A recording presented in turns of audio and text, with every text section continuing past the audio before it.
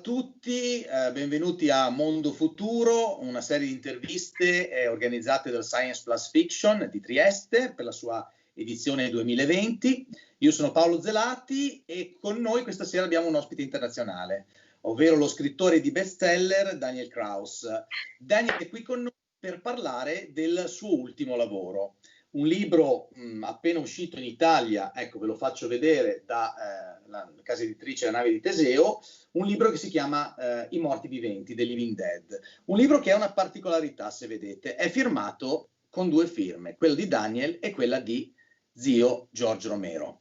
Il libro, se ancora non lo sapete, è stato terminato da Daniel perché George aveva durante la sua vita scritto tantissime cose legate a questo volume che lui voleva scrivere come universo parallelo di zombie al suo universo cinematografico, una storia che probabilmente andava a coprire anche cose che da un punto di vista filmico e anche a livello di budget era difficile fare, ma comunque una storia molto particolare e omnicomprensiva. Purtroppo George, che nella sua carriera aveva scritto alcuni pensieri, alcune parti, non a livello conseguenziale, ma a piccoli pezzi, c'erano molti appunti, molte annotazioni, eccetera, eccetera, quando purtroppo la malattia ce l'ha portato via nel 2017, il libro era così, insomma, a spizzichi e bocconi, ma c'era già, insomma, molta carne al fuoco. Per cui Suzanne e Chris Rowe hanno pensato di telefonare a Daniel e di chiedergli, di dargli questa pesante responsabilità di terminare, di scrivere, di mettere assieme l'ultimo romanzo di George. Ora, George, che è stato anche ospite al Festival di Trieste nel 2011, dove io ho avuto il grande piacere di moderare anche l'incontro con il pubblico, peraltro mi ricordo una bellissima serata, non è uno che ha bisogno di presentazioni, l'inventore dell'horror moderno, del new horror, con La notte dei morti viventi, film seminale che nel 68 cambia radicalmente la storia dell'horror sia da un punto di vista commerciale che narrativo. Daniel è, come dicevamo, uno scrittore di bestseller, tra cui ricordiamo perlomeno La forma dell'acqua, Shape of Water, la novelization scritta con Guillermo del Toro, ovviamente tratta dall'omonimo film vincitore dell'Oscar, e sempre con del Toro ricordiamo Trollhunters, un libro dal quale è stata tratta una serie di animazione molto di successo, distribuita da Netflix in tutto il mondo. Now I would like to go and into this interview with Daniel. Welcome here, and I'd like to begin with something that is not connected to the book, but is connected to George in some way. You're living in Chicago right now. What's the situation right now? I'm talking about, the COVID situation, how people are reacting, and what's your feeling about that? Because one of the things that I really wanted to do, and I really thought about that a lot when this pandemic situation began, was to call George and ask him what he would have thought about this situation. So please tell me what's going on in Chicago right now. How do you perceive the alarm, the paranoia situation? How's the COVID situation over there? I think things here are not going very well. I don't think George would have been surprised to hear that the world is having trouble pulling together during this time, and particularly America. I live in Chicago, and we have a governor and a mayor who have been more aggressive than most in the U.S. in responding to the pandemic.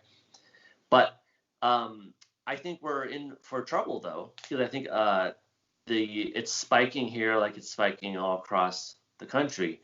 And Chicago's cold, once it's November, December around here, it's going to be too cold to go outside. So people aren't going to have that release of being able to exercise and walk around. That's going to be far too cold.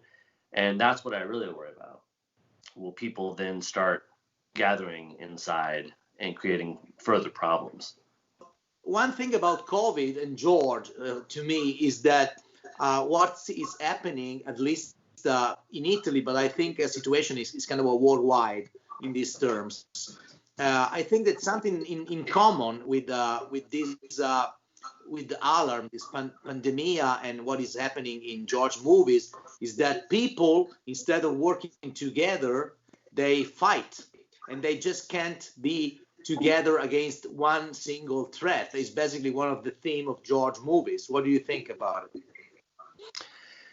Yeah, I think that's exactly right. I think that I don't know how, I mean, if we can't even all agree to wear a tiny mask on our face, how are we possibly going to pull together to defeat the zombie hordes or anything else? It's just not going to happen. What is being asked of us is really quite simple: just to wear a mask, just to stay away from each other. It should be the easiest thing of all. I think, my take on George's zombie movies is that he believed we should have been able to take care of this. I think at the end of Night of the Living Dead, the militia comes out, and it looks like they're starting to get control of it. But just like COVID, we can't work together, and it spirals out of control, and it gets to a point where it's too late. And, because we weren't able to do simple things together, we lose the whole game. Right. So let's go back to the book, and I'd like to know what kind of material. Now, first of all, tell me your reaction when Suzanne and Chris called you, asking you such a big deal of responsibility. As a fan like me and you. How did you react when they called you for doing something like that? I think I was stunned, really, at first.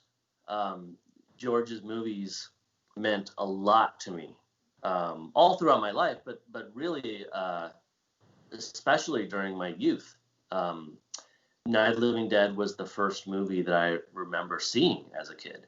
My mom was a big horror fan, and so I watched Night of the Living Dead and The Twilight Zone constantly as a boy.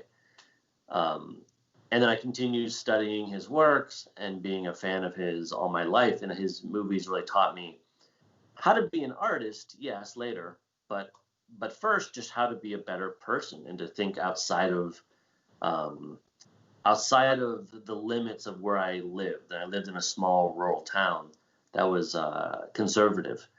And his ideas broadened my mind. So to be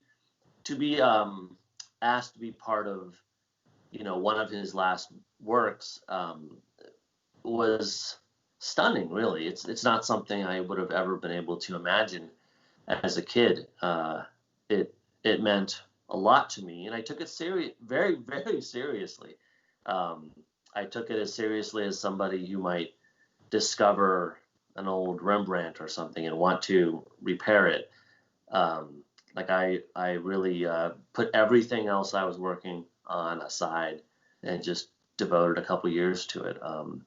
It's sort of a dream come true, but it's beyond that, because it's nothing I'd ever even dreamt of, because why would such a thing ever happen? So I'm still sort of amazed that it exists. So what kind of material did you have to work with?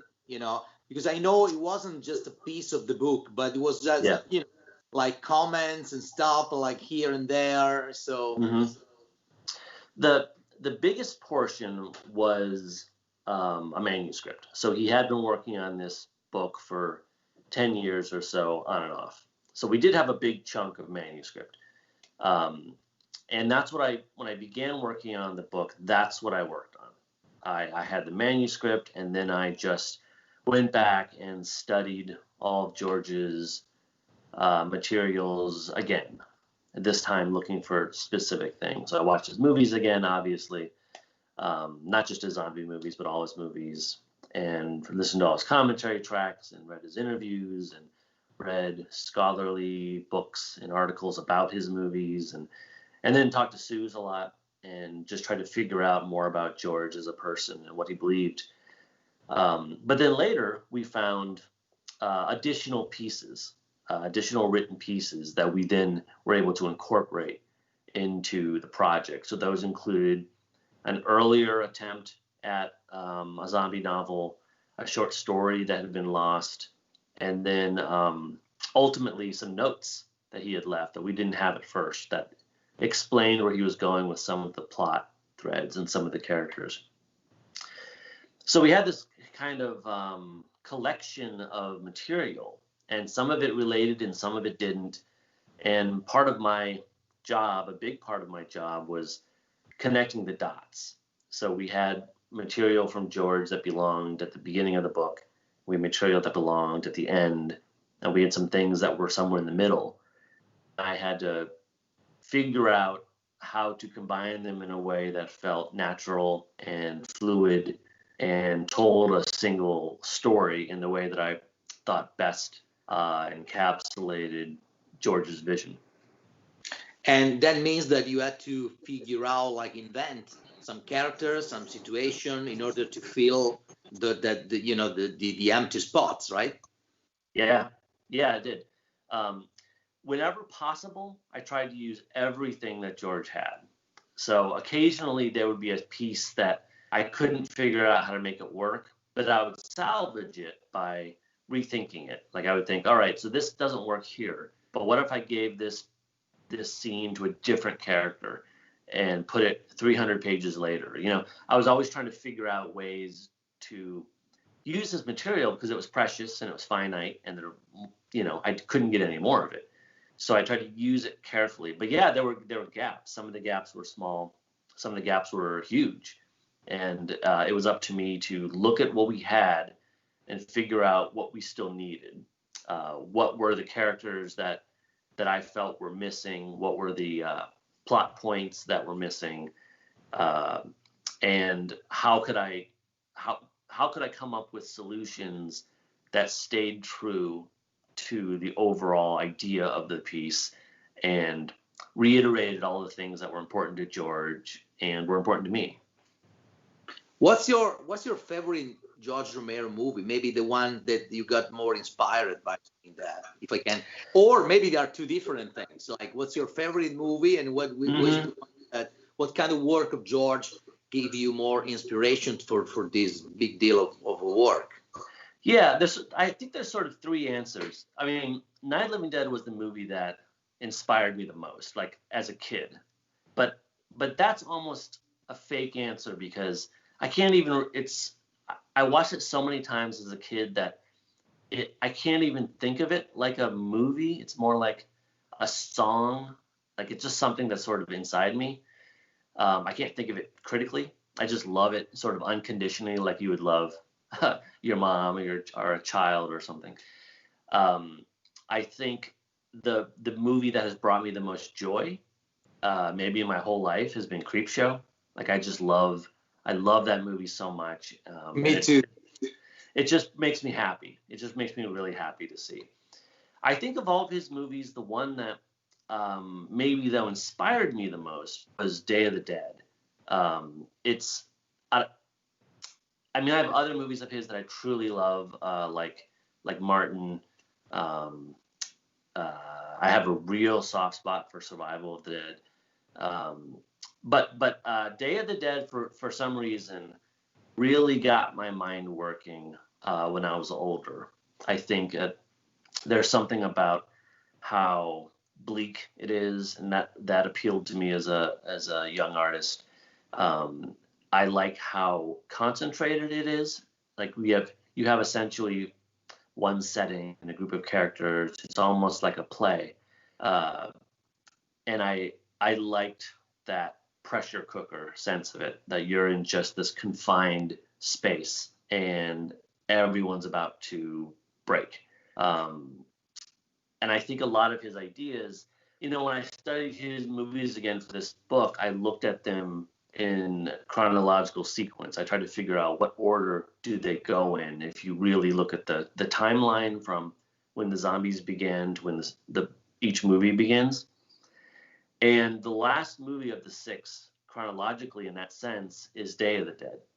So that's that's the movie that he sort of leaves you off with, as far as like that's 5 years after the zombies have risen. So that's sort of our last marker of their evolution.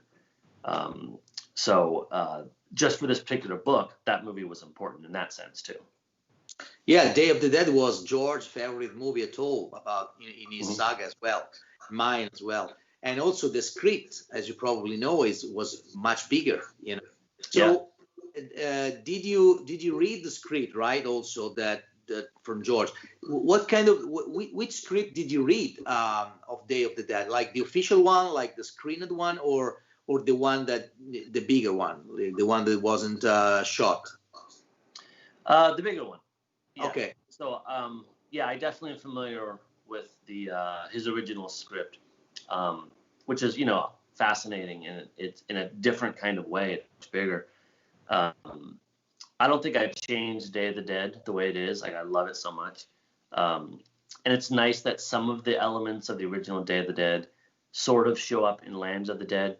I think we all fans of his sort of regret that he didn't get a chance to make a gigantic zombie epic. But that's kind of what the book is. I think he had frustrations that, he could never have that kind of budget. No one would give him that kind of money. And so he put those scenes into the book. He put his giant canvas visions of a truly epic movie into the book, where finally he didn't have to deal with producers or money. He could do whatever he wanted. Right. So, if I'm not wrong, you met George just once, right? As a fan. Just once. What do you remember about that meeting? Well, I mostly remember just his kindness. He was a little under the weather when I met him. He was getting ready to do an event, and he was sick. It wasn't when he was dying. He was just regular old. He had the flu type of sick. This was 10 or 12 years before he died, and we didn't talk anything business related. We just sat down and had a drink and just talked. We talked mostly about the small town where I grew up and stuff like that.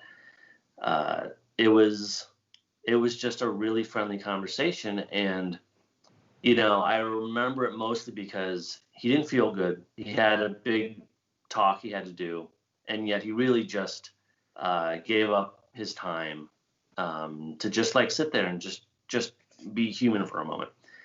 And that's all it was. I was there with his manager, and we just kind of had a social hour, kind of, and then that was it. And I helped escort him down to the stage where he was delivering his talk, just to keep everyone away from his sickness.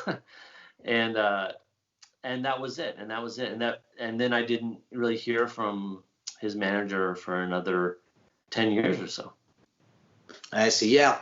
Well, George was one of the particularity of that guy was, he was just such a humble human being. He had this great capacity to make you feel comfortable with him after 2 seconds. It's like you were knowing him for ages, and that's what fans at the convention used to like so much. And that was George, and it's great what you've done for him, because his legacy needs to go on and on and on. And we have the foundation created by Suzanne, and other things that I would like to tell, but I can't. But we love him. We'll always love him. And your work is precious in this, very, very precious. So tell me right now, because we are talking about human beings, your collaboration with Guillermo del Toro, and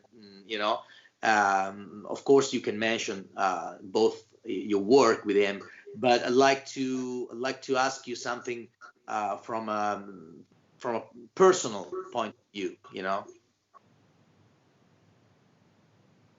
Oh, how is it? How is it different?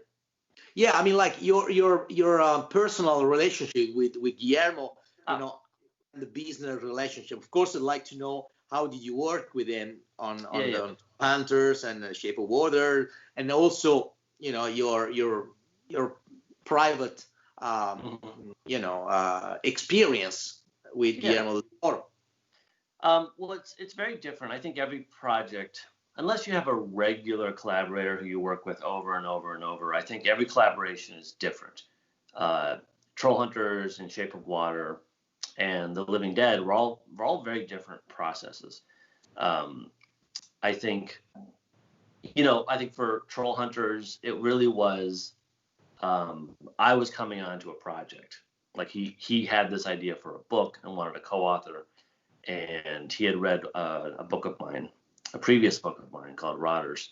And he thought maybe I was the guy, and I came up to Toronto and met him. We talked about it and decided to do it. And then Shape of Water was a little different because that came from an idea that I had. And then the movie was shooting at the same time the book was being written. So it's more of a simultaneous project. So that one was a little more personal since I was involved with the genesis of it. But yeah, I mean, he's a fascinating person, and he's extremely busy. So it's always hard to get him to focus on whatever you're doing because he's got so many other things he's doing. But when you got his attention, he's just a magical fountain of ideas. He's got just so many. He's able to juggle projects in his head like no one else I've ever met. And when you collaborate, you want a little bit of differing opinions. Otherwise, I don't know why you would collaborate. You want someone who thinks differently than you. And that was something that we had for Troll Hunters and Shape of Water, but was different for Living Dead because I didn't have George there saying, no, don't do this. I don't like that. I do like this. And so I had to sort of do my best to imagine George. And the good point about having all those story sections that were spaced out was that it forced me to always return to George's path. I couldn't go like way off on some tangent because he had another piece that I had to connect. And so it was almost like he was there collaborating with me. Right. So, Guillermo has always been a huge fan and personal friend of George. So that's why I was asking you that. Weren't you afraid of the reaction the hardcore Romero fans would have while you were writing the book? Well, I knew that it was kind of a risky proposition because if the book's good, everyone's going to say, yay, George Romero's the best. And if the book's bad, they're going to say, Kraus ruined it. So I figured that it was a bit of a risk, but it certainly wasn't a project I could possibly say no to. And I think it's my 10th book, and I don't know that I've ever had a reception that's been this good. I expected there to be more super fans being upset about this or that, but that has not been the case, or it hasn't reached me. It's been really, at least in the States, it's been widely embraced, and that's unexpected. I expected there to be more concern over decisions I made, but that hasn't been the case so far, and I feel really grateful for that. But regardless, it is a collaboration. I'm not just shining up what George had. There was a lot missing. So at the end of the day, it was always going to have to be a Romero Kraus book. There wasn't enough for it to be strictly Romero. So there's always going to be some of me in there. But of course, I grew up watching his movies. His movies taught me about life. So it's not like we're that different. I think George and I were very simpatico in a lot of ways. And so you were mentioning me the reaction in the United States. You've been doing several presentations. How did you touch with your how did you been aware of the reaction? Did you meet several fans? Tell me about how did you present the book in the United States and who you talked with? Well, it's mostly been in the form of reviews. Like there's been, it just has been well received in major media, like the New York Times and the Washington Post and those types of things. Have really embraced it as being a surprise chapter in the Romero world that no one was expecting, and no one was expecting to be this good, to be something that really felt like it came from the mind of George Romero, and was able to pull it off at the scope at which it is designed at. And then, yeah, there's been fans too. I mean, people reach out to me just through my website, and it's been, touching to hear people talk to me about what George meant to them, and to thank me for sort of shepherding his work across the goal line. I think, it just reminds me again and again every time I get one of those messages, just how much he meant to people. Oh yeah. It's and to even to be involved with just a little bit of that is gratifying. Absolutely. So, and these experiences give you maybe some thrill, just to maybe go into like real horror writing, like adult serious horror writing. Would you like to do something like that, like going to the straight horror? Yeah. Definitely. I've done different age groups, but most of my stuff coming up is in the adult space, as opposed to some of the young adult books that I've written. So yeah, that's my sort of natural inclination is to go that way, sort of dark and disturbing. So I will continue to do that for sure. Yeah. That's great. So what's your next project, if I can ask you? I have right now I have two things that are in process. I've got an adult comic book called The Autumnal. It's actually that poster that's right there. Oh. There we go. Ah, you go. That's coming out right now. The second issue comes out in the States anyway, next week. And then I have a kids book that I wrote that's called They Threw Us Away. That's sort of a horror story about teddy bears, and they go through this terrible experience as they're journeying across the city, as they're trying to find out why they were thrown into this trash dump. So those are very, very different. I've seen the cover. I've seen the cover of that, and it took my attention. It's very fascinating. Yeah, it's kind of spooky. And then I've got a bunch of stuff coming up that hasn't been announced yet, but it varies. Again, it varies from books for young adults and graphic novels and adult horror. That's all coming up. That's great. So thank you very much for being with us. And I hope to see you soon, and maybe in person in Trieste next edition, when these horrible things will leave us alone. You can be our guest in Trieste. I would love nothing more. Thank you, Daniel. Thank you very much. You're welcome. Thank you.